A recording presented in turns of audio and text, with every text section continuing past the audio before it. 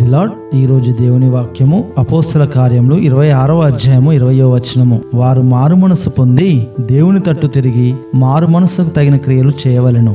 ఆమేన్. ప్రియ సహోదరి సహోదరుడా, మారు మనసు అంటే మనం గతంలో చేసిన తప్పులను పాపములను దేవుని ఎదుట ఒప్పుకొని పశ్చాత్తాపంతో క్షమించమని ప్రార్థించి దేవుని వైపు తిరగడం. ఎప్పుడైతే నీవు దేవుని వైపు తిరుగుతావో దేవుని ప్రేమను కృపను పొందుకుంటావు. ఈ ప్రపంచంలో ఉన్న అనేకమైన వాటిని విడిచి నువ్వు ఒక కొత్త మార్గంలో నడవడం ప్రారంభిస్తావు.